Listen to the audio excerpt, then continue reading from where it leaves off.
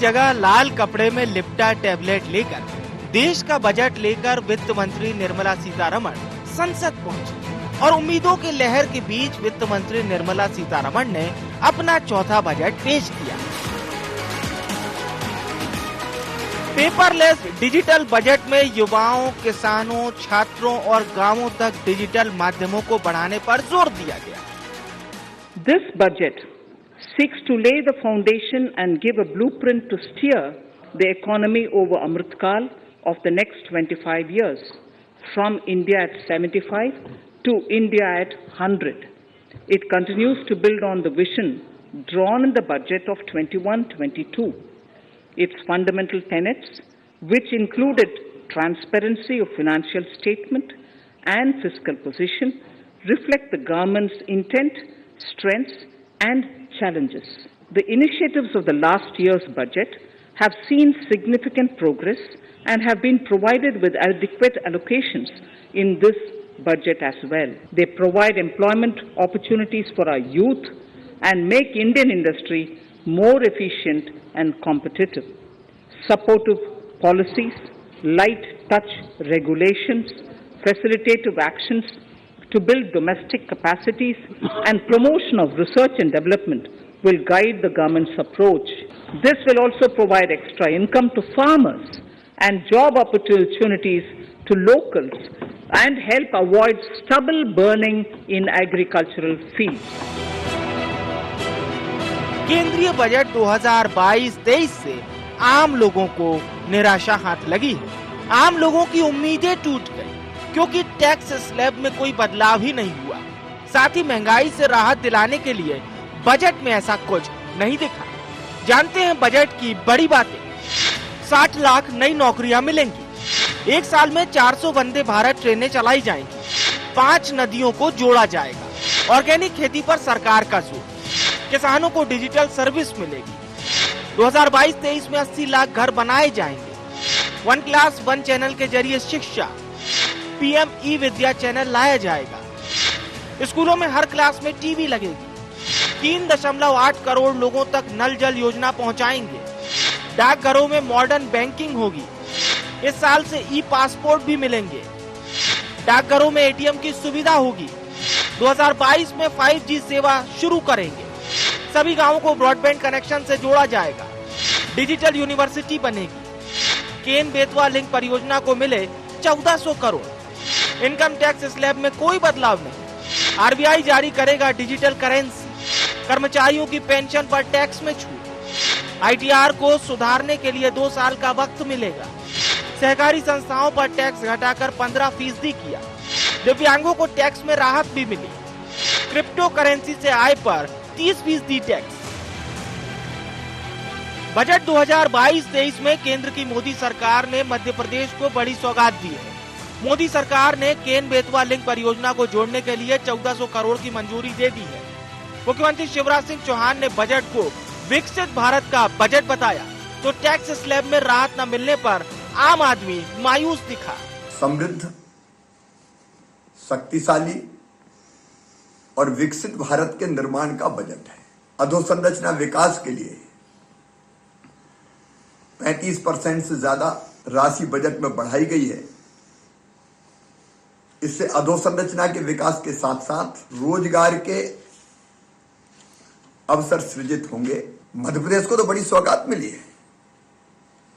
नदी जोड़ो परियोजना के अंतर्गत कैन और बेतवा को जोड़ने पर 44,000 करोड़ रुपए से ज्यादा की धनराशि खर्च की जाएगी। बुंदेलखंड बदल जाएगा। ये किसानों की आय दुगना करने का बजट है।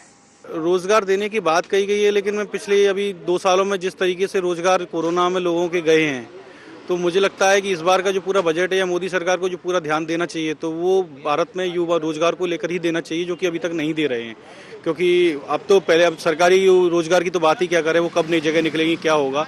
लेकिन अब तो वो प्राइवेट कंपनियां जो नौकरी से लोग हाथ धो चुके हैं, उनका क्या होगा। केंद्र सरकार का बजट पेश हुआ है, इसमें बहुत सारे स्टार्टअप इंडिया के लोग हैं, यंग एंटरप्रेन्योर हैं, इनके लिए कोई भी छूट या कोई प्रावधान नहीं दिया गया है।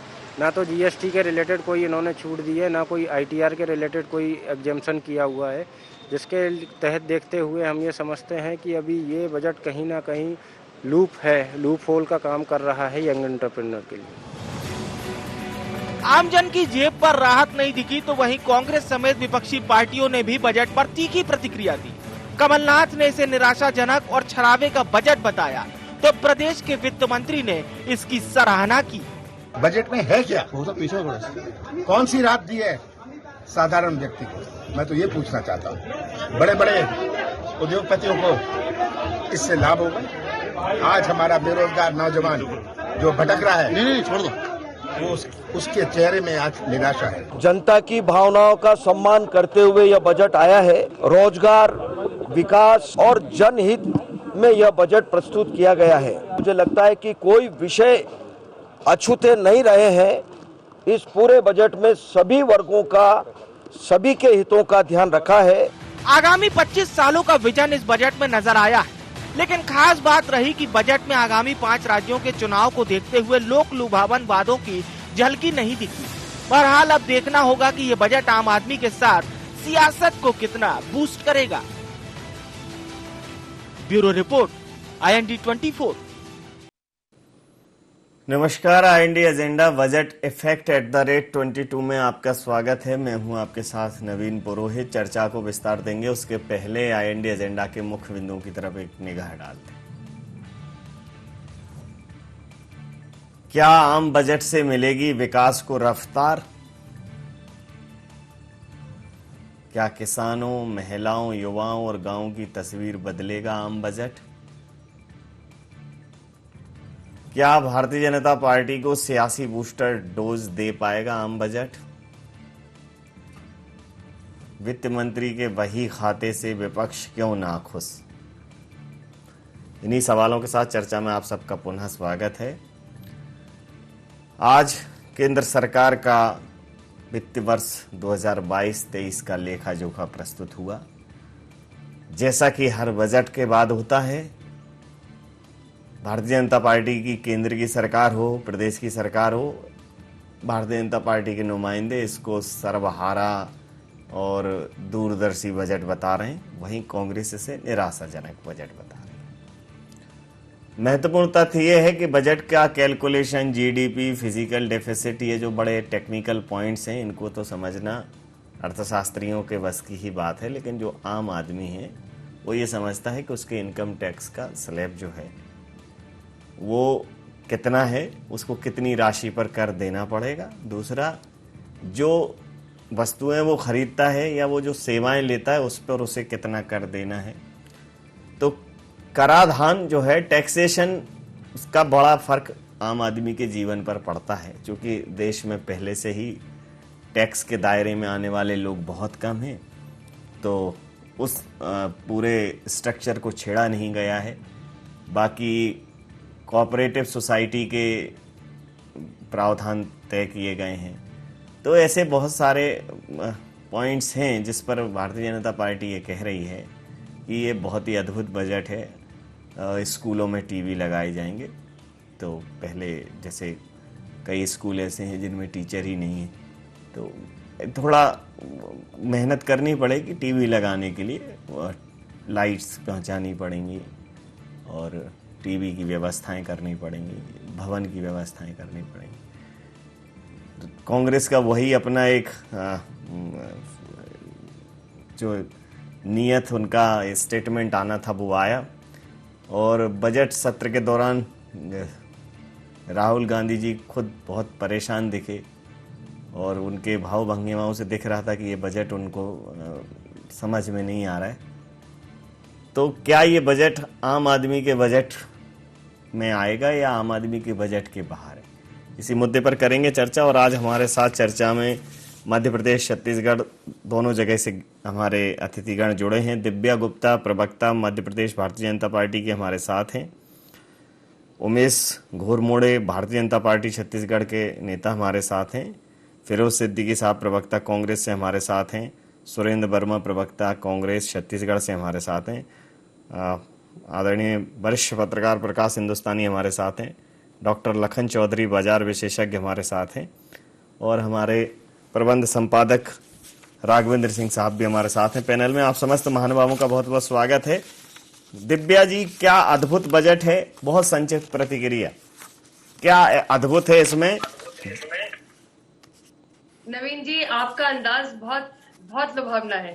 जितना मुझे आपके आज आपके राहुल गांधी जी की टिप्पणी को देखकर मुझे बहुत अच्छा लगा, क्योंकि वाकई वो बहुत असमंजस में दिखाई दे रहे थे और वाकई बजट उनके परे था, क्योंकि ये बजट जितना निर्मला सीतारमण जितना निर्मल है उतना ही उज्जवल भी था।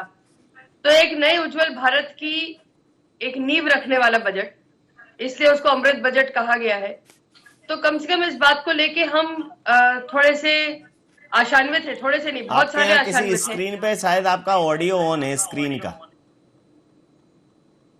नवीन जी, थोड़ी सी आज प्रॉब्लम है, इसको अगर आप बेयर कर सकेंगे तो। नहीं बिल्कुल ठीक है। बजट की प्रॉब्लम तो हम बहुत सालों से इस देश का आम आदमी बेयर कर रहा है, और हर बजट पर मैंने यही सुना है। जब से मैं बजट तो मैं समझ ही नहीं पाया, लेकिन जब से बजट प्रस्तुत होना समझ रहा हूँ तब से मैं ये समझता हूँ कि ये उज्जवल भारत का मतलब बजट है और ये देश को बदलने वाला है। तो वही है तय। तो ठीक है जी, बोलिए। मैं बहुत ज्यादा लच्छेदार शब्दों का प्रयोग नहीं करूंगी, लेकिन इतना जरूर कहूंगी कि एक बजट जो विजन तय करता है, एक बजट जो मिशन बताता है, एक बजट जो डिटर्मिनेशन दिखाता है, ये वो बजट है। अब इस बारे में थोड़ा सा विस्तार करना चाहूंगी कि जहां एक और इसमें बहुत सारा डिजिटलाइजेशन के बारे में चर्चा की गई है, जहां इसमें ये कहा गया है कि क्रिप्टो करेंसी के बारे में हम चर्चा कर रहे हैं, जहां डिजिटल यूनिवर्सिटी के बारे में चर्चा हो रही है, वहीं दूसरी ओर हम हर घर तक पानी पहुंचाने की बात, हर व्यक्ति को छत पहुंचाने की बात, ये सब जो एक बहुत आम आदमी तक आंगनवाड़ियों को बढ़ाने की बात, एक धमनियों की तरह पहुंचाने वाला जो सड़कों का जाल है पूरे देश भर में फैलाने की बात, एयरपोर्ट्स की बात, इनपोर्ट्स की बात, इस तरह की जो बहुत सारी प्रगति की बातें हैं, उस प्रगति की बातों के बारे में चर्चा होना एक बहुत महत्वाकांक्षी बजट है, जिस बजट को लेकर मैं बहुत पूछ लेता हूँ फिरोज जी, विजन है, मिशन है, डिटर्मिनेशन है, फिर आपका क्यों एक्सक्लेनेशन है उस पर? देखिए ऐसा है, वो पता है। देखिए ऐसा है कि जब 2022 में किसानों की आय दुगनी हो रही थी और 2022 में हर घर पे हर व्यक्ति के पास छत हो रही थी, अब जब वो नहीं हो पाया तो उन्होंने 2047 का विजन दे दिया। मैं नहीं समझता कि जो हम सब इस पैनल में है शायद ही कोई बचेगा जो 2047 तक, वरना तो जो बजट है लोगों को सिर्फ एक पॉलिसी डॉक्यूमेंट की तरह लोगों के सामने रख दिया। आप देखिए कोरोना से हुई मौतों के मामले में सरकार कुछ नहीं कहती, जो हमारा इंफ्रास्ट्रक्चर हेल्थ का फेल हो गया कोरोना में उसके लिए सरकार का कोई विजन नहीं है। किसानों के लिए बात की सरकार ने कि हम किसानों को एमएसपी के लिए उन्होंने कुछ 2,70,000 करोड़ है वो पीडीएस स्कीम के तहत जो 35-40 लाख मैट्रिक टन जो सरकार खरीदती है ये उसके लिए ये पैसा इकट्ठा किया गया है। अब आपने शिक्षा के लिए कोई बात नहीं की, नहीं आपने जो इंफ्रास्ट्रक्चर के लिए जितनी भी बात की, आप एक क्रोनी कैपिटलिज्म पूंजीवाद की तरफ इस देश को बढ़ा रहे हैं।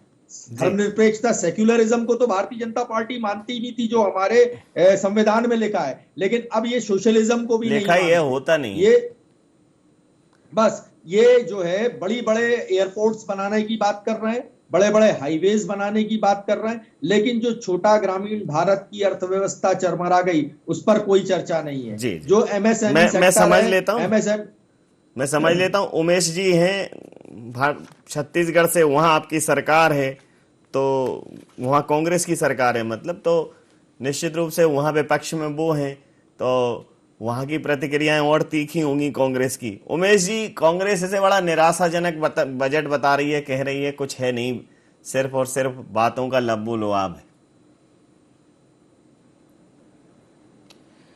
देखिए नवीन जी, कांग्रेस को यह बजट तो निराशाजनक लगेगा ही, और जिस प्रकार का दृश्य राहुल गांधी जी का हमने देखा है उससे स्पष्ट हो जाता है कि कितने ये निराश और हताश हो रहे हैं कि जब इस देश के अंदर में गरीबों के आवास के लिए चिंता की जाती है, अभी आवास के बारे में कह रहे थे कांग्रेस के प्रवक्ता मध्य प्रदेश से, जब इस देश के अंदर में आवास की चिंता की जाती है, उन गरीबों के सर पे छत हो इस बात की चिंता की जाती है, और लगातार पिछले बजट में भी उसमें प्रावधान थे और धरातल पर उन गरीबों तक घर भी पहुंचता है। और जब उन तक घर पहुंच रहा है और उसके बाद भी और लोगों तक घर पहुंचे इसको लेकर के प्रावधान किए जाते हैं तो कांग्रेस के मित्र मध्य प्रदेश से सवाल उठाते हैं। लेकिन छत्तीसगढ़ में वही प्रधानमंत्री आवास योजना के 8,50,000 घर को जब इनके मुख्यमंत्री भूपेश बघेल जी छीन लेते हैं तब उस पर ये कहीं कोई सवाल नहीं उठाते हैं। और भारतीय जनता पार्टी की केंद्र की सरकार पे सवाल उठाते हैं कि भैया कब तक घर बनेगा। तो जब तक आपके कांग्रेस के मुख्यमंत्री उस पर बाधा बनते रहेंगे तब तक जब तक एक एक व्यक्ति के सर पर छत नहीं हो जाता तब तक भाजपा की सरकार उनके लिए प्रावधान करती रहेगी, क्योंकि हम कृत संकल्पित हैं अंतिम पंक्ति तक हम जो सरकार की योजना है उसका लाभ पहुंचाने के लिए। और तमाम तरह की योजना किसानों को लेकर के इनके पेट में पीड़ा हो रही है।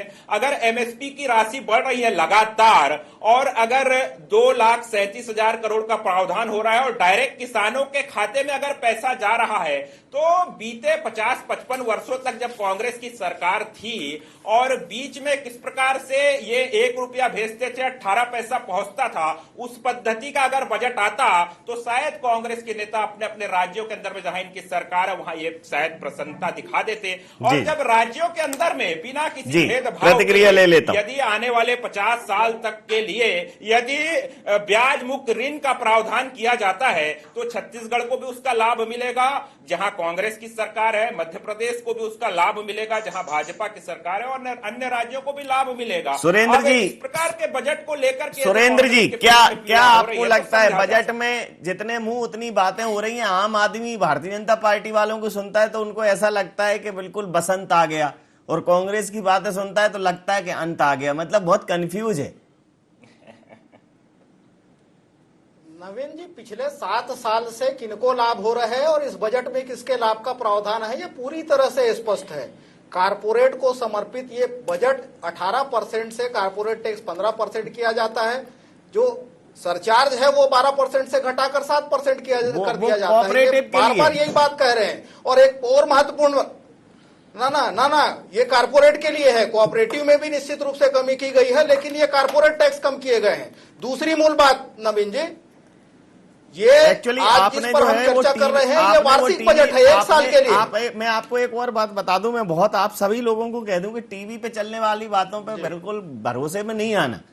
हाँ, मतलब हमने भी दोपहर के 2 बजे तक कॉर्पोरेट टैक्स कम किया, लेकिन जब हमने वो बजट का डाउनलोड किया ना वहां से जो ड्राफ्ट, तो उसमें कहीं कॉर्पोरेट टैक्स कम नहीं हुआ है। फिर शाम तक जाते जाते सबने सुधारा। मैं सुबह से ही कंफ्यूज था कि कॉर्पोरेट टैक्स कम हुआ है कि कॉर्पोरेटिव हुआ है। तो जो मेरे पास ड्राफ्ट है उसमें कहीं कॉर्पोरेट मतलब कॉर्पोरेट फिर भी ऐसा नहीं है आम आदमी को कुछ खास नहीं मिला। जी बोलिए। चीजें स्पष्ट बहुत सारी चीजें स्पष्ट होना बाकी है। जिस बजट की हम चर्चा कर रहे हैं वो वार्षिक बजट है, हर साल के लिए आता है। लेकिन ये जिस प्रकार से इनके दावे झूठे हुए हैं, साबित हुए हैं, 2014 में प्रत्येक घर का छत देने का वादा था, किसानों की आय दुगनी करने की बात थी, हुआ उल्टा, किसानों की लागत बढ़ गई, दुगनी हो गई। जिस प्रकार से आम जनता के खिलाफ जो काम किए जा रहे हैं, मनरेगा का बजट जो 2020-21 में 1,11,000 करोड़ से अधिक था, 35% कटौती पिछले साल की है, 25.5% कटौती इस बजट में हो गई। जो संजीवनी का काम किया था मनरेगा ने नवीन जी कोरोना महामारी के दौरान, इसी प्रकार से खाद्य सब्सिडी है 28% घटाई गई है। उसी प्रकार जो फूड सब्सिडी है वो उसमें फर्टिलाइजर्स में, उसमें भी इस बार 25%, पिछले साल 39% कम किया गया था। तो लगातार मोदी सरकार की नीति और नियत बड़ा स्पष्ट है। इनके रिमोट कंट्रोल जिनके पास है, केवल उन्हीं के मुनाफे के लिए योजनाएं संचालित किए जा रहे हैं। ये जब विपक्ष में होते थे 2014 तक, ये हमेशा कहा करते थे कि एग्जम्पशन लिमिट बढ़ा के 5 लाख किया जाए। ये 10वां बजट है नवीन जी। आज भी जो बेसिक एग्जम्पशन लिमिट है आयकर का, वो 2.5 लाख का 2.5 लाख है। 1 रुपए भी वृद्धि नहीं की गई। एटीसी उन्हें पता है इनकम, उन्हें पता है सुरेंद्र जी, इनकम ही नहीं बढ़ी ना, पता है, कन्फर्म है उन्हें, इनकम ही नहीं बढ़ी तो काहे टैक्स स्लैब बढ़ाएंगे। इनकम तो 97%, 97% लोगों की आय घटी है। हाँ, तो फिर अब आप सोचो ना, आप सोचो जो आंकड़ा स्पष्ट है उसका दायरा क्यों बढ़ाना। उन्हें मालूम है कि भाई लोगों की आय घटी है, तमाम मूडी से लेके तमाम रेटिंग एजेंसी। देखिए लखन चौधरी जी आऊंगा आपके पास। लखन, वेल्थ टैक्स किस पर लगता है? वेल्थ टैक्स इन्होंने हटाने का काम किया है। इनके पूंजीपति मित्र है, 20 महीने में 18 गुना बढ़ जाता है। हाँ, आ रहे हैं लखन जी हैं हमारे साथ, बाजार के विशेषज्ञ हैं, तो उनसे जरा समझ लेते हैं कि इस बजट से बाजार पे क्या फर्क है। देखिए, बाजार खुश, बाजार गुलजार, तो आम आदमी गुलजार, खरीदी होगी बाजार में, बाजार चलेंगे, बाजार में खरीद बिक्री होगी तो पैसे का फ्लो होगा। बाजार क्या कहता है इस बजट के बाद, बाजार के क्या हालात हैं, वो ज्यादा बेहतर बता सकते हैं। लखन जी, क्या है ये मतलब इस बजट से बाजार को क्या उम्मीद है? बिल्कुल नवीन जी, देखिए, मैं अपनी बात की शुरुआत जो है गालिब के इस शेर के साथ करना चाहूंगा कि हमको मालूम है हकीकत, लेकिन दिल बहलाने के लिए गालिब ये ख्याल अच्छा है। इसी तरह से बजट भी देखिए अच्छा है, क्योंकि जिस तरह से शेयर बाजार में जिस तरह से तेजी देखने को मिली थी अपराह्न में, दोपहर के बाद जो है, और इन सब लोगों की प्रतिक्रियाएं जिस तरह से आ रही है, कारपोरेट जगत से जिस तरह से इसका स्वागत किया जा रहा है, पूंजीपतियों के द्वारा, उद्योगपतियों के द्वारा बजट का जिस तरह से स्वागत किया जा रहा है, नवीन जी, उसके हिसाब से तो बजट बिल्कुल अच्छा लगता है। लेकिन देखिए कि पिछले एक साल में प्रमुख रूप से हम लोग कोरोना में जो अर्थव्यवस्था थी, कोरोना ग्रस्त जो अर्थव्यवस्था हो गई थी, उसमें महंगाई और बेरोजगारी जो दो महत्वपूर्ण मुद्दे थे, जिसको लेकर हमारे देश का जो बहुसंख्यक वर्ग है, जिसमें हमारे युवा भी हैं और हमारे जो है तमाम असंगठित क्षेत्र के करोड़ों लोग हैं जो बुरी तरह इससे प्रभावित हुए हैं, और उनको जो एक बहुत बड़ी उम्मीद थी कि इस बजट में इनके लिए किस तरह की चीजों का प्रावधान किया जाएगा। महंगाई को लेकर बजट में कहीं कोई स्पष्ट संकेत या दिशा निर्देश नहीं है। इसी तरह से बेरोजगारी, देखिए, बेरोजगारी के बारे में कही गई कि 60 लाख नई नौकरियां 30 साल में पैदा की जाएंगी और अगले आने वाले 10 साल में 30 लाख अतिरिक्त नौकरी पैदा की जाएगी। कहने का मतलब है कि दूरगामी ये जो है प्रावधान है, तात्कालिक फौरी तौर पर बेरोजगारों के लिए इस बजट में फिलहाल कोई स्पष्ट जो है प्रावधान नहीं किए गए हैं। इसी तरह से आप देखिए कि इनकम टैक्स का, चलिए, इनकम टैक्स का स्लेब आपने नहीं चेंज किया, लेकिन एटीसी में जो छूट मिलती थी लोगों को, जो खर्चे और निवेश पर जो है, उस पर भी आपने कोई जो है चेंज नहीं किया। तो सरकारी नौकरी पेशा लोगों के लिए जो है ये तो बहुत बड़ा जो है कुठाराघात है, बहुत बड़ी उनके लिए निराशा है जी। इसी तरह से आप देखिए कि 2022 में आप किसानों की आमदनी दोगुनी करने की बात कहते थे, बहुत बड़ा एजेंडा था, उसको लेकर भी इसमें कहीं कोई स्पष्ट जो है संकेत नहीं है। एमएसपी के बारे में भी जो बातें कही गई हैं, उसमें कहीं कोई स्पष्ट प्रावधान नहीं है कि आने वाले दिनों में सारे जो है फसलों पर एमएसपी लागू कर दी जाएगी कि नहीं की जाएगी, इसके संबंध में कोई स्पष्ट प्रावधान नहीं है जी। इसी तरह से हम देखते हैं कि ग्रामीण अर्थव्यवस्था के लिए भाई आप बड़ी बड़ी बातें जरूर की गई है कि इंफ्रास्ट्रक्चर डेवलपमेंट किया जाएगा, 400 जो है वंदे मातरम ट्रेन चालू की जाएंगी, 9.2% ग्रोथ रेट रहेगी, और जो है आपका जो है राजकोषीय घाटा 6.8% से बढ़कर 6.9% हो गया है। तो तमाम तरह की चीजें हैं, इसमें चर्चा की गई है, लेकिन जो महत्वपूर्ण चीज इस समय जो हमारे देश के लोगों को प्रभावित कर रही है, महंगाई और बेरोजगारी, उस पर बजट में कहीं कुछ नहीं है जी। प्रकाश हिंदुस्तानी साहब हैं सर, जिस प्रकार से लखन चौधरी जी जो बाजार विशेषज्ञ हैं, उन्होंने कहा है कि ये जो शेयर मार्केट है ये तो उससे खुश हुआ है, लेकिन क्या है कि शेयर मार्केट का वो जो सिस्टम है वो समझ में नहीं आता, क्योंकि कहीं ना कहीं वो वायदा बाजार जो है वो उसका कायदा और उसका फायदा आम आदमी को बहुत ज्यादा मिल नहीं पाता।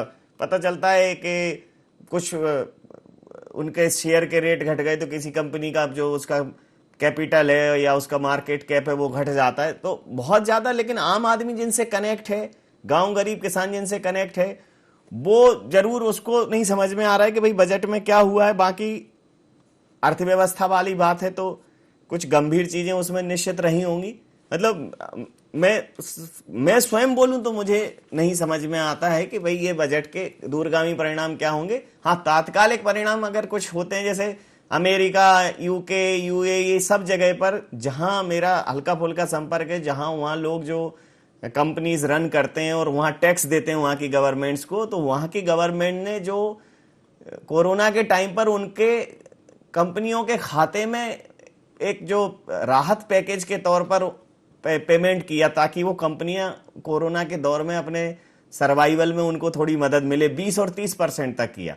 तो टैक्सेशन का यही है कि समय, जब सामान्य समय में टैक्सेशन सरकार के पास जाता है तो जब परिस्थितियां बिगड़े तो उसका फायदा मिले।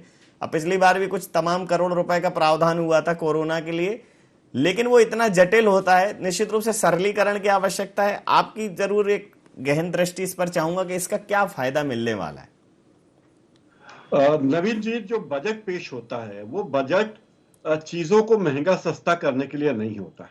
बजट अर्थव्यवस्था को दिशा देने के लिए होता है। और अपने देश में जीएसटी लागू हो गया है। एक जीएसटी काउंसिल है जो तय करती है कौन सी चीजें महंगी होगी, कौन सी चीजें सस्ती होगी, वो जीएसटी काउंसिल करती है। इस बजट में जो बातें स्पष्ट हुई हैं वो बातें यह है कि सरकार अपने देश के कारपोरेट्स को बढ़ावा दे रही है ताकि वो ज्यादा प्रोडक्टिविटी लाएं, ज्यादा लोगों को रोजगार दें, ज्यादा धन का क्रिएशन करें, संपत्ति क्रिएट करने का काम करें। इसीलिए पीपीपी मॉडल को अपनाने की बात है, विनिवेश की बातें हैं। ये सारी बातें सरकार एक दिशा रख रही है बजट के माध्यम से कि हमें इस दिशा में जाना है। कारपोरेट टैक्स देने वाले इस बार खुश हैं, इसलिए कि उन्हें डर था कि कारपोरेट टैक्स की दर बढ़ेगी, वो दर नहीं बढ़ी तो वो थोड़ी राहत महसूस कर रहे हैं। इनकम टैक्स की सीमा दर नहीं बढ़ी है, उनका जो टैक्स का स्लैब है बदला नहीं गया है, लेकिन उनकी इनकम में भी बहुत बदलाव मध्य वर्ग की आय में नहीं हुआ है। जहां तक वेतनभोगी वर्ग का सवाल है उसकी तनख्वाह में से इनकम टैक्स कट जाता है, लेकिन जो महंगाई भत्ता बढ़ रहा है, जी लगातार वेतनमान नए बढ़ रहे हैं, इसलिए उनको कोई आर्थिक रूप से नुकसान होने वाला नहीं है। कुल मिलाकर सरकार ने कोशिश की है कि दीर्घकालिक दृष्टि रहे, देश का विकास हो और पूंजी का निर्माण हो, जो कि देश के लिए बहुत जरूरत है। अब इसमें बहुत सारे जी ये तरीके से समझ में नहीं आ सकती जी, लेकिन सरकार को यह देखना है। जी आप कहें। जी मैं आपको ही सुन रहा था सर, मैं बिल्कुल सुधी श्रोता की तरह सुन रहा हूं। जी सर। सरकार को यह लगता है कि अर्थव्यवस्था को दिशा देना है और अर्थव्यवस्था को दिशा देने के लिए जब तक लोगों की भागीदारी नहीं होगी उसे बढ़ाने की जरूरत है। अब जहां तक विनिवेश की बात है उसके पक्ष में और विपक्ष में दोनों के तर्क दिए जा सकते हैं। अब मान लीजिए आपके घर में 4 टेलीविजन रखे हैं और आप केवल 2 टेलीविजन ही देखते हैं और आपको पैसे की जरूरत है, तो जो 2 टेलीविजन आप नहीं देखते उन टेलीविजन को बेच देने में कोई बुराई नहीं है। लेकिन खेती की जमीन बेचकर अगर आप कार खरीदते हैं तो ये बुद्धिमत्ता नहीं है। जिस दौर में जब सरकारों ने काम शुरू किया था, जब सरकारी निगम और मंडल शुरू हुए थे, तब इसकी जरूरत थी। LIC खुद 550 कंपनियों को मिलाकर LIC जैसी कंपनी बनाई गई थी। जब भारत आजाद हुआ 1956 में LIC बनी। अब LIC में इतना निवेश हो चुका है कि अगर उसका 10% भी शेयर के जरिए अगर सरकार लोगों को देती है तो सरकार के पास काफी धन आ जाएगा। क्योंकि अगर विकास करना है तो आपको स्रोतों की जरूरत तो पड़ेगी ही। आपको अपने घर में विकास करना है, बच्चों के लिए कुछ करना है, परिवार के लिए करना है, घर के लिए करना है, तो रिसोर्सेज की जरूरत पड़ेगी। तो सरकार रिसोर्सेज इकट्ठा करना चाहती है और उसी दिशा में सरकार ने कदम उठाया है। एक बात जरूर कहना चाहूंगा कि अगर कारपोरेट टैक्स सरकार कम कर देती या इनकम टैक्स की दरें और कम कर देती तो ऐसा कहते हैं कि सरकार को आय बढ़ जाती, सरकार की आय बढ़ जाती, क्योंकि लोग ज्यादा प्रवृत्त होते हैं पैसा कमाने की ओर। तो अर्थव्यवस्था जो दिखती है वैसी होती नहीं है। टैक्स बढ़ाने पे सरकार की कमाई कम हो जाती है, टैक्स घटाने पे कमाई बढ़ जाती है। नवीन जी बड़ा ही अद्भुत आपने पहले तो बजट का जो मूल ध्येय आपने जो प्रस्तुत किया कि बजट महंगा और सस्ता, चूंकि उम्मीदें हम लोग ही इतनी लगा देते हैं। अब दिन भर से सारे टीवी स्क्रीनों पे चल रहे हैं, मैं भी फॉलो कर रहा हूँ कि चार्जर सस्ता हुआ, मोबाइल महंगा हुआ, इस टाइप का। मतलब तो हो क्या रहा है वस्तुतः कि हम भी एक्सपर्ट से बात नहीं कर पा रहे और जो मूल प्रस्तोता है वो खुद में ही इतना ज्ञानी है कि वो अपने हिसाब से सारी चीजें प्रस्तुत कर देता है।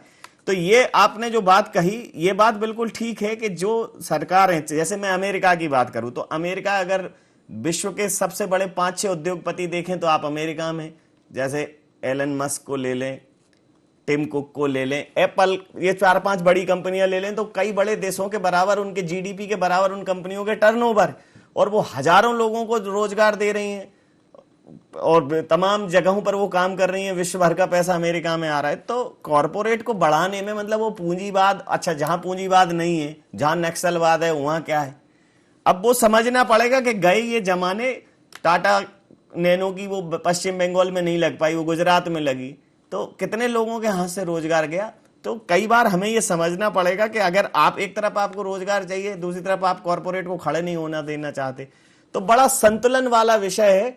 इस पर बड़ी गंभीर सोच की जरूरत है। निश्चित रूप से हल्के बयान तो इस पर चलेंगे नहीं। आपका बहुत साधुवाद है सर। मैं आपसे मुखातिब होऊंगा कि जो सरलीकरण की एक जो बात है, जैसे विश्व में अगर हम सऊदी यूएई को देखें तो आज आया उन्होंने कि वो 2023 में अब कॉर्पोरेट टैक्स अभी तक वहां लगता नहीं है, अब वो 9% करेंगे और उनके लिए करेंगे जो बाहर की कंपनियां, वो भी फ्लैट है। मतलब पूरे विश्व भर के व्यावसायिक दृष्टिकोण से लोग जो है वो दुबई को एकदम स्वर्ग मानते हैं। तो हमें कहीं ना कहीं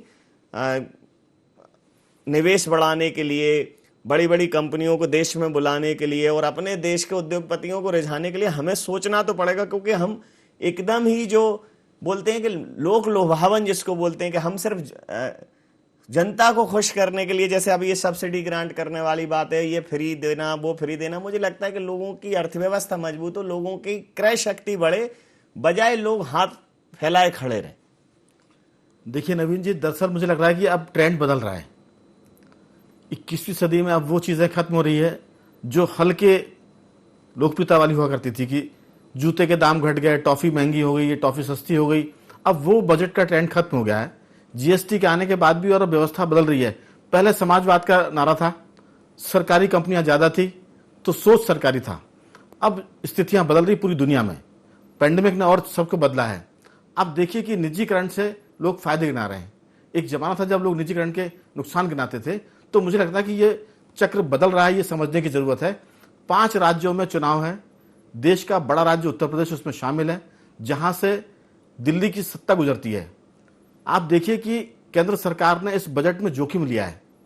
इस बजट में लोग उम्मीद कर रहे थे कि बहुत लोकप्रिय बजट होगा, बड़ी लोकलुभावन बातें की जाएंगी कि ये सस्ता हो गया, गृहिणियां खुश हो गई हैं, युवा बहुत मस्त हो गए हैं, सब चीजें एकदम बढ़िया, बसंत जैसा नवीन जी आपने कहा कि छा गया है। हमें लगता है कि सरकार ने जोखिम लिया है और ये जोखिम सरकार ने सरकार खोने की कीमत तक जाकर लिया है, क्योंकि उत्तर प्रदेश में बहुत सारी बातें निकल के आ रही हैं। पंजाब का चुनाव है, गोवा की बात है, मिजोरम की बात है, उत्तराखंड की बात है। सवाल यह कि अब ट्रेंड बदल रहा है, ये समझने की जरूरत है। इसलिए वो हल्की बातें अब नहीं चल पाएंगी, क्योंकि लोग देश की बात कर रहे हैं। बिल्कुल ठीक। सीतारमण ने जो बजट प्रस्तुत किया है उसमें ऐसा नहीं है कि ये समझ उनको नहीं होगी या उनकी टीम को नहीं होगी कि भाई आप स्कूटर के टायर सस्ते कर दो, भले ही पेट्रोल के दाम बढ़ा दो।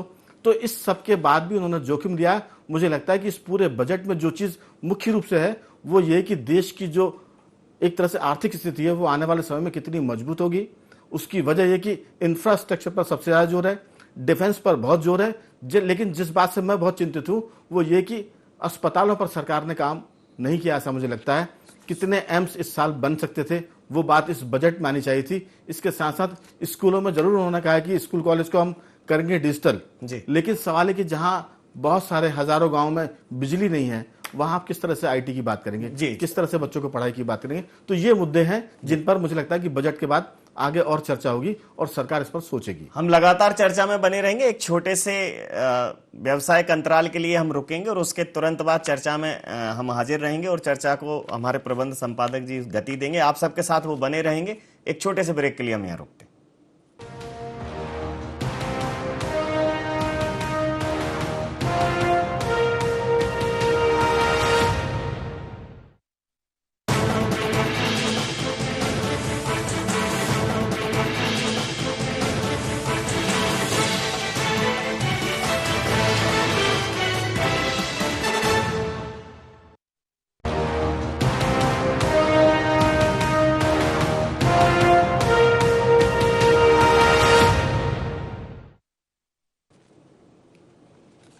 तो ब्रेक के बाद आपका इस चर्चा में एक बार फिर स्वागत है। हम आम बजट पर चर्चा को जारी रखेंगे और सभी मेहमानों का स्वागत है। इसमें हमारे साथ नए मेहमान जुड़ गए हैं। लोया जी भाजपा के लीडर हम बात करें। लोया जी, आपका बहुत बहुत स्वागत है। तो कुल मिलाकर जो बातचीत चल रही है वो ये कि बजट में ऐसा कुछ नहीं जिसमें लोग तारीफ करें, लेकिन बजट में ऐसा भी कुछ नहीं कि लोग बहुत आलोचना करें। सिर्फ ये कि इसमें मजा कुछ नहीं आया, ये सबसे खास बात निकल कर आई। लेकिन हमने कहा कि ये जोखिम भरा बजट है। जैसा पूरी बजट की एक तरह से थीम बताई पूरे हिंदुस्तानी जी ने कि किस तरह से बजट होता है, किस बजट के मायने क्या होते हैं। कांग्रेस बीजेपी ने अपना धर्म निभाया कि वो भाजपा है तो तारीफ करेगी, कांग्रेस है तो आलोचना करेगी। मुझे लगता है कि इसमें जरूरत इस बात की है कि बीजेपी से हम या कांग्रेस से इस साहस की उम्मीद नहीं कर सकते कि वो जो अच्छा है उसकी प्रशंसा करे और जो थोड़ा सा गड़बड़ है उसकी आलोचना करे। लोया जी, आपके पहले बीजेपी की हमारे साथी थी दिव्या गुप्ता जी, और अब हमारे साथी फिरोज सिद्दीकी जी आपके साथ रहेंगे, और छत्तीसगढ़ के कांग्रेसी साथी भी हैं और भाजपा के लीडर भी हैं। आपको क्या लगता है पूरे बजट में? इसमें कोई शक नहीं कि बजट में उछलने जैसा कुछ नहीं है, उछलने जैसा कुछ नहीं है।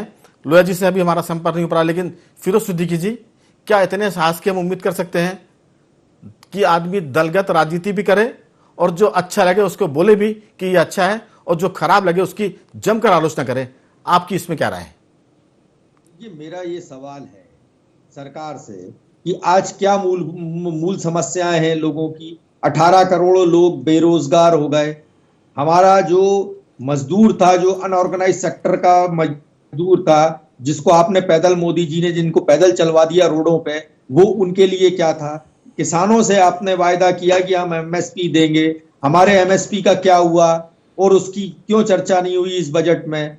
आपने ये कहा था कि हम कोरोना का जो मुआवजा है वो लोगों को, जब सुप्रीम कोर्ट कह चुका तो लोगों को मुआवजा मिलना चाहिए था। जब हमारा हेल्थ सेक्टर गड़बड़ था तो हमारे हेल्थ सेक्टर पे बात होनी चाहिए थी। हमारे देश की जो डिफेंस सिस्टम है, तो डिफेंस सिस्टम के ऊपर आपको चर्चा करनी चाहिए थी।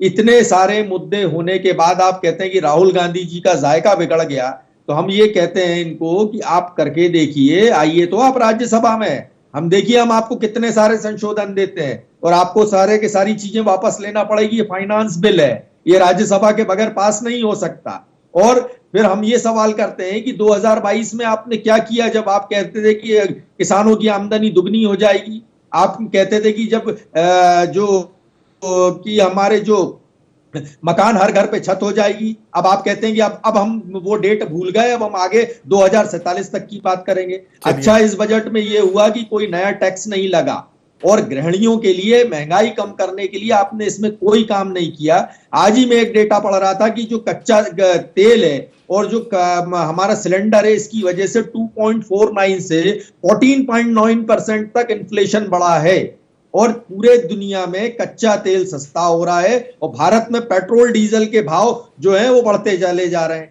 ये जो सारी चीजें हैं जिनको लेकर हम कह रहे हैं कि ये सरकार ने, ठीक है, सरकार ने एक जो डिजिटलाइजेशन की तरफ काम किया, वो एक अच्छा काम है कि डिजिटलाइजेशन होगा। सरकार ने कहा कि स्कूलों में टीवी लगाए जाएंगे और हमारे ना वो जो स्कूल चैनल्स खोले जाएंगे जिसमें शिक्षा के चैनल होंगे। ये एक अच्छा कदम है सरकार का, हम इस बात की सराहना करते हैं। लेकिन जो वास्तविक स्थिति है, अभी आपने भी पैकेज में दिखाया कि 2 युवा थे, तो दोनों युवा यही बात कर रहे थे। हम चाहते थे कि आरबीआई की गाइडलाइन में चेंजेस हो, और जो स्टैंडअप इंडिया, स्टार्टअप इंडिया के लोग हैं जिनको मॉर्गेज के बगैर लोन मिल सके सरकार की गारंटी के, वो लोन मिल जाए। वो उसकी भी स्थिति कहीं सामने नहीं दिखती, क्योंकि बैंकर्स लोन नहीं दे रहे हैं। चाहे आप स्टार्टअप इंडिया के थ्रू आइए, स्टैंड अप इंडिया के थ्रू आइए, उनका कहना यह है कि आरबीआई की गाइडलाइन है, हमको इक्विटेबल मॉर्गेज चाहिए, यानी जितने का आप लोन चाहिए उतनी की आप मतलब अचल संपत्ति को आप है ना हमारे पास बंधक या गिरवी रखिए। तो ये चीजों को पर आपने लोगों को राहत पहुंचाने का बजट की बात करना, हमें आज विजन डॉक्यूमेंट की जरूरत नहीं है। आज पहले कि हम राहत पहुंचा ले लोगों को, विजन है, अच्छी बात है, होना चाहिए, देश में विजन आगे बढ़ते रहना चाहिए। मैं पूछ लेता हूं ब्रजगोपाल लोया जी, मुझे लगता है कि धन्यवाद की जरूरत ज्यादा है अभी, क्योंकि सिद्दीकी साहब ने इस बात की तारीफ की है कि जो सरकार ने अच्छे काम किए हैं, उसके बाद आप बजट की प्रशंसा करने के लिए स्वतंत्र हैं, लेकिन समय कम है, दूसरे दौर की बातचीत है, हमारे साथ साथियों की संख्या ज्यादा है, इसलिए मेरा अनुरोध है सभी से कि सब बिल्कुल एक तरह से नटशर में बात करें, कट टू कट बात करें, तो बहुत सारी चीजें इसमें आ जाएंगी। लोया जी, मैं राघवेंद्र जी आपसे बहुत संक्षेप में बात करूंगा जी। सबसे पहली बात तो ये है कि इसमें यह बताया गया है कि सरकार ने वर्ष 2021-22 में 37,70,000 करोड़ रुपए खर्च करे हैं। आपको हमको ये मालूम है कि जब 2013 में लोकसभा में बजट प्रस्तुत हुआ था तब इस देश ने कुल 18 लाख करोड़ रुपए खर्च किए थे, यानी हम दुगने से ज्यादा खर्च करने वाला बजट है। और किसी भी देश की विकास दर इस पर निर्भर करती है कि सरकार खर्च क्या कर रही है। दूसरी बात मैं आपसे कहूं, पहली बार इस विजन का बजट आ रहा है कि जब हम 2047 में देश की आजादी के 100 वर्ष मनाएंगे तो कैसे करेंगे। और मोदी जी की सरकार ने हमेशा विजनरी बजट प्रस्तुत किया है। जब पहली बार 2014 में किया था तब ये कहा था कि 2019 तक स्वच्छ भारत अभियान चलाएंगे। जब ये 2016 का बजट प्रस्तुत किया तब ये कहा कि हम हर कच्चे मकान को पक्के मकान तक लेकर जाएंगे, उसके लिए प्रावधान किया। इसके बाद लोहिया जी चीजों का दोहराव ना हो इसलिए मैं थोड़ा सा हस्तक्षेप कर रहा हूं। आप स्वास्थ्य सेवा के बारे में बात कर रहे हैं, किसानों के बारे में बात कर रहे हैं। स्वास्थ्य सेवा की जी स्वास्थ्य सेवा के बारे में बात करते हैं। हेल्थ इंफ्रास्ट्रक्चर पे कभी भी आप बजट भाषण सुनेंगे, उनमें बजट भाषणों में चर्चा नहीं हुआ करती थी। ये पिछली साल से प्रारंभ हुआ। आपको याद है जब 2,50,000 करोड़ रुपए का बजट आवंटन हेल्थ सर्विसेज पे हुआ और आज पुनः वित्त मंत्री जी ने कहा कि हेल्थ इंफ्रा पर और भी ज्यादा ध्यान देने की आवश्यकता है, हम और ज्यादा पैसा खर्च करेंगे। तीसरी बात, क्रिप्टो करेंसी, पहली बार देश ने एक बड़ा और ऐतिहासिक निर्णय लिया है क्रिप्टो करेंसी के रूप में कि रिजर्व बैंक खुद ऑन करेगी। तीसरा काम, डिफेंस सेक्टर में 68% हम आत्मनिर्भर भारत में बने हुए रक्षा उपकरणों का उपयोग करेंगे और उसका एक्सपोर्ट तो हम कर ही रहे हैं। चौथी बात कि पहली बार है कि जो मध्यम वर्ग है उसे सबसे ज्यादा समस्या आती है कि आईटी रिटर्न में अगर कुछ छूट जाता है तो वो उसे करेक्ट नहीं कर सकता था। वित्त मंत्री जी का बहुत धन्यवाद कि आईटी रिटर्न में अगर कुछ छूट जाता है तो 2 वर्ष तक उसके पास समय है, वो उसको करेक्ट कर लेगा। जो हमारे पेंशनर्स हैं उनको आयकर में फिर छूट बढ़ाई गई है। तो देखिए ये एक इस तरह का बजट है, इसमें लोक लुभावन तो कुछ नहीं है परंतु देश को आगे ले जाने वाला बजट है। देश की अर्थव्यवस्था को और आत्मनिर्भर भारत का जो विजन है मोदी जी का उसको पूरा करने वाला। चलिए मैं वर्मा जी आपके पास आ रहा हूं कि ये जो सारी चीजें हैं, बहुत सी बातें सिद्दीकी साहब ने कह दी, अगर उनसे कुछ चीजें छूट गई हो तो आप उसका जिक्र करें, फिर मैं हमारे जो विशेषज्ञ हैं हिंदुस्तानी जी और डॉक्टर साहब के पास आऊंगा। जी वर्मा जी। राघवेंद्र जी निश्चित रूप से जिस प्रकार से बात की जा रही है अर्थव्यवस्था को दिशा देने की, 3-4 आंकड़े रखता हूं आपके समक्ष, सभी विद्वान साथी हैं, आप तय कर लीजिएगा कि देश को अर्थव्यवस्था को दिशा दी जा रही है या गर्त में भेजा जा रहा है। निश्चित रूप से देखिए, एक तरफ जीएसटी का कलेक्शन रिकॉर्ड स्तर पर है, डायरेक्ट टैक्स भी बढ़ रहे हैं, वहीं दूसरी ओर राजकोषीय घाटा जो है वो 4% तक रोकने की बात थी, वो 6.5% से ऊपर है। 16,61,000 करोड़ से ज्यादा का राजकोषीय घाटा है। इनके हिसाब से जो कुल खर्च है 39,35,000 करोड़ से अधिक का है और वहीं जो राजस्व प्राप्तियां हैं वो 22,84,000 करोड़ है। तो इनके मुताबिक जो 40% से अधिक का हिस्सा है, ये क्या करेंगे? देश के संसाधन बेचेंगे, बॉन्ड जारी करेंगे, कर्जा लेंगे। तो निश्चित रूप से ये स्पष्ट है पूरी तरह से कि इनके पास न कोई विजन है न कोई सोच, एक तरफा एक ही इनका एजेंडा है, देश को पूंजीवाद के गर्त में झोंकना। जिस प्रकार से एनपीएस में 14% करने की बात की गई है वो छत्तीसगढ़ में पहले से लागू है। जो ऑर्गेनिक खेती ये कहते हैं, ये पूरी तरह से चुनावी मोड में रहते हैं। गंगा के 5 किलोमीटर के दायरे में इनको लगता है कि ऑर्गेनिक खेती होनी चाहिए। ये छत्तीसगढ़ आके देखे, यहाँ हमने गौठानों के माध्यम से जो वर्मी कंपोस्ट और सुपर कंपोस्ट की व्यवस्था की है, तो पूरे देश को आज जरूरत है। और बिल्कुल बिल्कुल वर्मा जी, उसके लिए आपकी सरकार को बधाई है। 54%, 54%, उसके लिए आप भूपेश बघेल की सरकार को बधाई देना चाहूंगा जी। राघवेंद्र जी, 57 लाख करोड़ कुल कर्ज था 2014 में, जो पिछले 7 साल के मोदी राज में बढ़कर 147 लाख करोड़ से ज्यादा का हुआ है।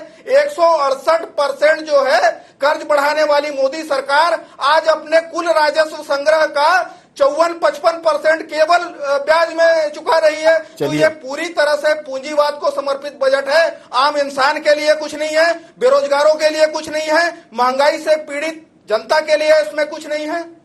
चलिए, कुछ कह रहे हैं हमारे छत्तीसगढ़ के साथी, बताएं आप। उमेश जी, उमेश जी समय का मैं जल्दी से प्रतिक्रिया दें इस पर। बात कर रहे थे तो बॉन्ड लेना और कर्ज लेना ये कांग्रेस का पुराना इतिहास रहा है। उमेश जी मेरा निवेदन है का बॉन्ड जो इन्होंने उमेश जी मेरी बात सुन लीजिए। उमेश जी मेरा निवेदन सुन लें आप। मेरा निवेदन ये कि ये आम चर्चा नहीं है जिस पर बीजेपी कांग्रेस आपस में गुत्थम गुत्था हो जाए। आप बजट पर बोले, उनकी अपनी राय थी, वर्मा जी की उन्होंने अपनी राय दे दी, आप उनके किसी बात को ना काटकर अपनी बात करें। जी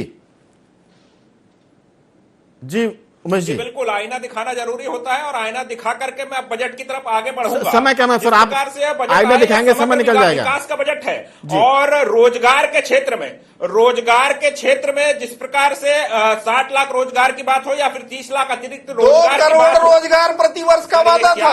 2 करोड़ रोजगार। वर्मा जी प्लीज, फिर ये कांग्रेस की खींच निकालने वर्मा जी चलिए उमेश जी बात पूरी करें। इंफ्रास्ट्रक्चर के क्षेत्र में डेवलपमेंट का विषय हो, शिक्षा के क्षेत्र में डेवलपमेंट का विषय हो या तमाम क्षेत्रों के अंदर में डेवलपमेंट का विषय हो, उससे निश्चित तौर पे रोजगार के अवसर उपलब्ध होंगे और खास करके उत्पादकता को बढ़ाने के लिए पीपीपी मॉडल के क्षेत्र में लगातार इस बजट में जो फोकस देखने मिल रहा है वो निश्चित तौर पे युवाओं के लिए रोजगार सृजित करने वाला साबित होगा। और साथ ही साथ शिक्षा के क्षेत्र में इस पेंडेमिक के समय में जिस प्रकार की स्थितियां निर्मित हुई उससे सीख लेकर के 25 साल का रोड मैप और भविष्य का भारत कैसा होगा और कैसे समृद्ध और विकसित भारत निर्मित होगा, मैं समझता हूं उनको समग्र विकास को इस बजट में समाहित किया गया है। तो ये गांव गरीब किसान का बजट है, ये युवाओं का बजट है, ये महिलाओं का बजट है। इस देश के भविष्य के स्वर्णमय इतिहास को रचने वाला यह बजट मुझको लगता है कि आज यहां पर पेश हुआ है। और मैं बिल्कुल खुले तौर पर कहूंगा कि ये कांग्रेस के जमाने में हुआ करता था जब लोक लुभावने बजट आते थे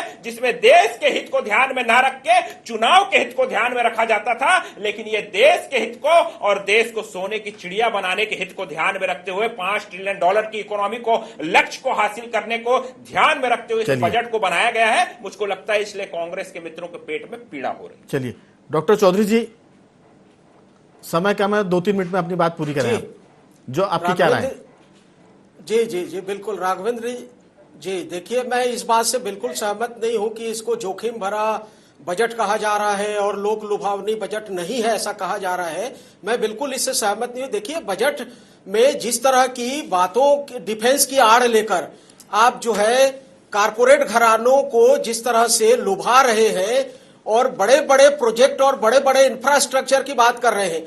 आप कोरोना काल में एक साल में 50 करोड़ लोगों की जो इनकम कम हुई है, 10,000 से नीचे जो असंगठित क्षेत्र के लोग हैं जीने के लिए मजबूर हैं, उनके लिए बजट में क्या किया गया है इस पर सरकार क्यों नहीं सोचती है? हम कहते हैं कि बड़ी बड़ी बातें कर रहे हैं, बड़ी बड़ी वादे कर रहे हैं, लेकिन निचले स्तर पर जो है ग्रामीण क्षेत्र में आइए मैं आपको बताऊंगा कि हजारों लोग, लाखों लोग, करोड़ों लोग किस तरह की जिंदगियां जी रहे हैं। आजादी के 75 साल बाद अमृत महोत्सव मना रहे हैं लेकिन लोगों को यहाँ 2 वक्त का ठीक से भोजन नहीं मिल रहा है, कपड़ा नहीं मिल रहा है, रोजगार नहीं है। तो उसके लिए आपके बजट में क्या है? आप केवल जो है डिफेंस की आड़ लेकर हर पैसा नहीं, छत्तीसगढ़ की बात नहीं है, आप ओवरऑल देश की बात देखिए। हम कई राज्यों में घूमते हैं, कई राज्यों में देखते हैं, छत्तीसगढ़ तो सबसे बेहतर है, लेकिन बाकी जगह में क्या हो रहा है इस सब चीजों के बारे में? सरकार कुछ भी सारे पैसे कारपोरेट घरानों को दे रही है। ग्रामीण क्षेत्र के किसानों के लिए पीएम किसान निधि में बड़ी उम्मीद थी, किसान आंदोलन जब खत्म किया गया था 6,000 रुपया दिया जाता है। आज किसानों की जो इनपुट कास्ट है, लागत है, वो 6,000 से कई गुना ज्यादा बढ़ चुकी है। इस पर उम्मीद थी कि कुछ न कुछ बढ़ाया जाएगा, दोगुना किया जाएगा। किसानों की स्थिति इससे क्या सुधरने वाली है? बेरोजगारों के लिए इसमें क्या किया गया है? महंगाई से निजात पाने के लिए क्या किया गया है? तो बजट को केवल यह कहना कि जोखिम भरा है अर्थव्यवस्था, आप अर्थव्यवस्था का आज जो है देश को अमेरिका बनाने की ओर ले जा रहे हैं। भारत की जनसंख्या 140 करोड़ है, अमेरिका की जनसंख्या मात्र 31-32 करोड़ है। तो हम जो है भारत को अमेरिका कभी भी नहीं बना सकते। 5 ट्रिलियन इकोनॉमी की बात करते थे, कहां गया? किसानों की आमदनी आज गरीबी और भूखमरी से देश में जो है करोड़ों लोग जो है बिलख रहे हैं। असमानताएं किस तरह से बढ़ रही है? राघवेंद्र, असमानताओं की बात कीजिए, असमानताएं देश में किस तरह बढ़ रही है? बिल्कुल मैं पूछता हूं। उसके बाद फिर बजट को हम कसौटी पर कसेंगे, तब पता चलेगा कि बजट क्या है। प्रकाश जी, सब बातें आपने सुनी बीजेपी, कांग्रेस और हमारे विशेषज्ञ डॉक्टर चौधरी जी से। आपकी इसमें राय, क्योंकि बजट को लेकर जो आपने शुरुआत की थी, मुझे लगता है कि सम अप आपसे होना चाहिए। बजट में सरकार ने वो सारे प्रयास किए कि सरकार को कम से कम काम करना पड़े और कॉर्पोरेट जगत ज्यादा काम करे। पीपीपी मॉडल का महत्व बताया है, रोड बनेंगे पीपीपी मॉडल पे, हाईवेज बनेंगे, एक्सप्रेसवे बनेंगे, ट्रेनें चलेगी, इसमें सरकार को कम मेहनत लगेगी और पीपीपी मॉडल में सरकार का काम हो जाए, ये सरकार की कोशिश है। जहां तक 2047 के विजन की बात है, जब 2047 तक किसकी सरकार रहेगी, हम में से कितने लोग रहेंगे, कहा नहीं जा सकता, तो ये बड़ी भरमाने वाली बात है। एक बात आपको याद दिला दूं जी, 4 नवंबर के बाद देश में पेट्रोल डीजल के दाम नहीं बढ़े हैं, जबकि अंतर्राष्ट्रीय मार्केट में फिल वक्त कच्चे तेल की कीमतें $90 प्रति बैरल तक पहुंच गई है, जो पहले कभी 40, 45, 50, $60 होती थी। लेकिन चूंकि चुनाव है, 5 राज्यों के चुनाव हैं और 7 मार्च को जब इन 5 राज्यों के चुनाव का आखिरी चरण पूरा हो जाएगा, उसके बाद आप देखिए किस तरह पेट्रोल डीजल के दाम बढ़ते हैं, जिसका असर पूरी अर्थव्यवस्था पर पड़ेगा। और पहले ही हमारी अर्थव्यवस्था में राजकोषीय घाटा बहुत ज्यादा बढ़ गया है, जिसका असर महंगाई पर हमें बहुत बुरा देखने को मिलेगा।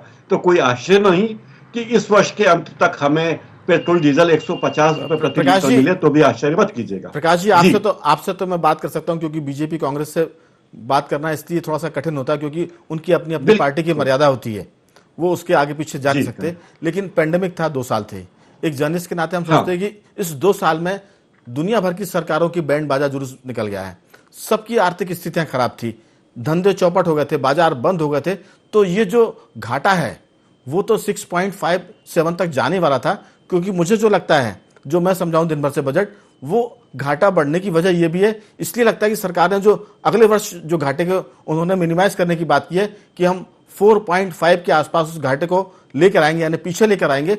घाटा बढ़ने की वजह तो पेंडेमिक हो सकता है, लेकिन जो बात हो रही है कि ये लोक लुभावन नहीं है, तो हमने पहले ही कहा कि ये सरकार का जोखिम है, इससे लोग असहमत भी हो सकते हैं। क्योंकि टॉफियां सस्ती करना तो आसान था, कहीं टैक्स बढ़ा देते, कहीं टैक्स घटा देते, लेकिन मुझे लगता है कि जो चीज एक आम बात निकल के आ रही है, जो शेयर बाजार कह रहा है, जो आर्थिक विशेषज्ञ कह रहे हैं कि ये ऐसा बजट है जो दूरगामी है, जिसमें लोकप्रियता की बात कम है, जिसमें जोखिम ज्यादा है, सरकार आलोचना का शिकार हो रही है।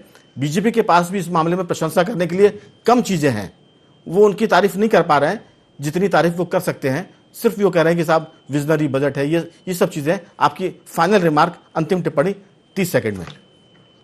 देखिए, सरकार ने इनकम टैक्स के बारे में जो फैसला किया है बहुत अच्छा है, कारपोरेट टैक्स में वृद्धि नहीं की है, बहुत अच्छा है, और कुल मिलाकर इकोनॉमी को आगे बढ़ाने की कोशिश सरकार की रहेगी। सरकार को कम से कम मेहनत करनी पड़े और इकोनॉमी आगे बढ़ेगी, एक कोशिश है सरकार बिल्कुल की। समय खत्म हो चला है। सभी मेहमानों का बहुत बहुत धन्यवाद। लोया जी आपका भी धन्यवाद, सिद्दीकी साहब आपका भी धन्यवाद, सुरेंद्र वर्मा जी, उमेश जी, लखन चौधरी जी और दिव्या गुप्ता जी जो इसके पहले की चर्चा में शामिल थी, सबका मैं धन्यवाद करता हूं। और कुल मिलाकर IND24 ने आज दिन भर में इस पर विशेषज्ञों के साथ बातचीत की है, आम लोगों के साथ बातचीत की और कोशिश की है कि बजट में क्या मिला और लोग क्या महसूस करते हैं, वो निकल कर सामने आया और अब हम अपने दर्शकों को बता पाए कि जनता ने इसको कैसे लिया है, विशेषज्ञ कैसे ले रहे हैं और पॉलिटिकल पार्टीज के लोग कैसे ले रहे हैं। आज सिर्फ बातचीत में इतना ही। बने रहिए हमारे साथ और देखते रहिए IND24।